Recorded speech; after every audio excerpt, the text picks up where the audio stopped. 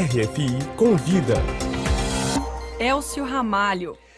RFI Convida recebe hoje a historiadora Iris Cantor, da Universidade de São Paulo, que veio a Paris para uma série de palestras na Escola de Altos Estudos de Ciências Sociais, no âmbito do seminário Terras, Cidades e Territórios no Brasil. O objetivo foi trazer ao público francês informações sobre o processo de formação e evolução do Brasil por meio de mapas, cartografia e outros dados geográficos. Bom dia, Iris Cantor. Muito obrigado pela sua presença aqui nos estúdios da Rádio França Internacional. Diante desse tema abrangente em um território extenso como o Brasil, esse ciclo de conferências foi dividido, em vários temas e cobre um período muito específico, de um século, entre 1750 e 1850. O que mais de relevante aconteceu nesse período e o que você trouxe de informações ao público francês em relação a esse tema?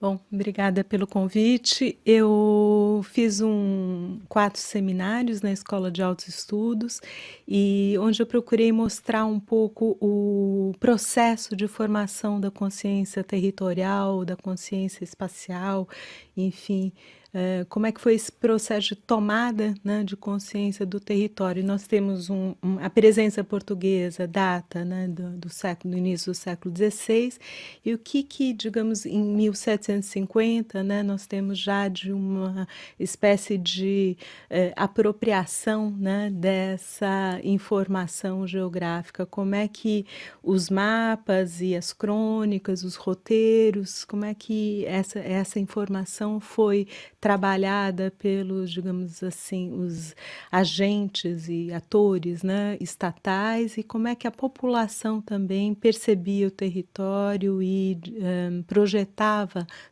a sua consciência do espaço. Agora, isso se dá, Iris Cantor, por diferentes suportes, A gente fala em cartografia, fala em mapas, mas também há outros tipos de suportes. Mas os suportes textuais são igualmente importantes, então, não sei se vocês sabem, mas os roteiros, a publicação de mapas e de roteiros geográficos estava absolutamente proibida pela coroa portuguesa nos territórios ultramarinos e também na própria península. Então, a circulação da informação geográfica ela era muito restrita, somente os agentes públicos e militares tinham acesso a essa informação.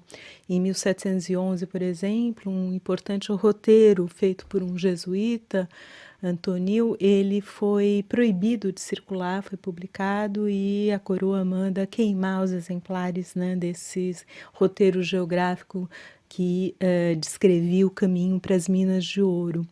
Então, a questão da cartografia, em meados do século XVIII, que é quando eu começo o meu curso,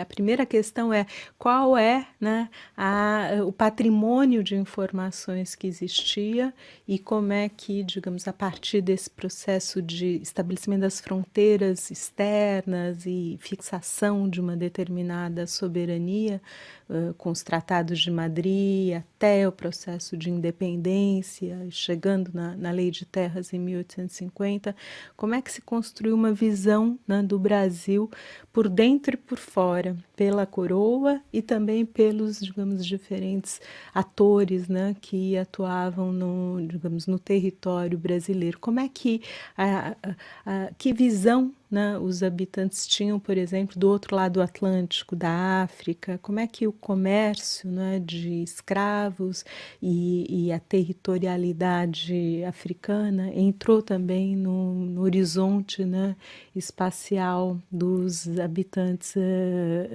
luso-americanos ou luso-brasileiros. E quando você fala diferentes atores, significa a população local, mas também meio diplomático, militares também, tudo fazia parte desse... Eclesiásticos, exatamente, homens livres pobres, e inclusive a população indígena, Então, a gente tem evidências muito claras nos arquivos, na documentação, que há digamos assim, essa cultura espacial, essa cultura geográfica, e ela era elaborada por diferentes pontos de vista. E no que contribuiu para a evolução, para a compreensão da evolução territorial do Brasil, para a definição de fronteiras e até de nomes também, né? Isso ajuda a explicar alguns nomes, por exemplo, de algumas regiões, de Pois é, estados. o estudo do nome dos lugares é um dos aspectos que eu tenho me dedicado, porque em meados do século XVIII, justamente, o primeiro-ministro Dom José Pombal, ele manda, através do Tratado de Madrid, e, enfim, renomear, rebatizar todas as cidades portuguesas, né, que tinham nomes indígenas, nomes, enfim, ligados à missionação jesuítica. E isso coincide também com o processo de demarcação territorial, né, do Tratado de Madrid, de Santo Ildefonso. Então, há um rebatismo, né, dos nomes, e isso numa escala enfim, continental. E então, qual o significado dessa toponímia que foi aportuguesada ou lusitanizada? Por quê? Como é que os atores e os habitantes reagiram a essa toponímia? Em que lugares essa toponímia persistiu ao longo do século XIX, XX, em que lugares ela acabou digamos assim, se transformando ou às vezes até sendo recuperada a toponímia antiga, né, da época dos jesuítas, antes deles serem expulsos em 1759. Então, o nome é muito importante porque num momento em que havia uma dificuldade de estabelecer, né, as longitudes, até praticamente o século XIX, né, o sistema de identificação de longitudes pela via astronômica, né, ele era, né, bastante, eu diria assim, complexo, né, e muito pouco preciso, né. A introdução do cronômetro vai mudar isso, mas isso só vai, digamos assim, fazer parte, né, do cotidiano da cartografia no século XIX. Então, os topônimos eles eram muito importantes para marcar as distâncias, para, enfim, fazer uma espécie de localização, geolocalização, né, no terreno. Então, a toponímia, curioso, porque os militares portugueses, né, que faziam a demarcação, eles resolveram preservar os nomes indígenas, porque os nomes indígenas, sobretudo para os acidentes geográficos, eles diziam muito sobre o meio ambiente, sobre as condições de navegação, sobre problemas, enfim, ligados inclusive a enfermidades ou a mesma existência de produtos importantes para a subsistência das expedições científicas. Então, enquanto as cidades ganharam nomes portugueses, né, todos os acidentes geográficos, enfim, continuaram, né, a ter os seus nomes grafados em línguas indígenas. Línguas indígenas. Iris Cantor, você é curadora, juntamente com a Júlia Kovensky, de uma exposição atualmente em cartaz no Instituto Moreira Salles, no Rio de Janeiro, intitulada O Mapa de Ivan Marcius, ou Como Escrever a História Natural do Brasil. É uma exposição comemorativa sobre um personagem muito conhecido do público. Do que trata essa exposição e quem foi esse botânico alemão? Pois é, von Marcius foi um botânico, um naturalista alemão muito importante, que veio ao Brasil no âmbito de uma missão austríaca, junto com a princesa Leopoldina. Ele passou 3 anos viajando pelo Brasil e, sobretudo, pela Bahia, Amazônia, né, partindo do Rio de Janeiro, e colheu mais de 22 mil espécies, sendo que dessas 22 mil espécies, mais ou menos 5 mil foram espécies novas, né, da flora e da brasileira. Então, o que a gente resolveu fazer, uma coisa inusual, nós resolvemos então trabalhar com um mapa que ele criou, um dos primeiros mapas botânicos, né, do Brasil, a primeira vez que se espacializa 5 regiões, que hoje em dia a gente chama de biomas brasileiros, né, a Mata Atlântico, o Cerrado, Caatinga, a Amazônia e os Pampas, né?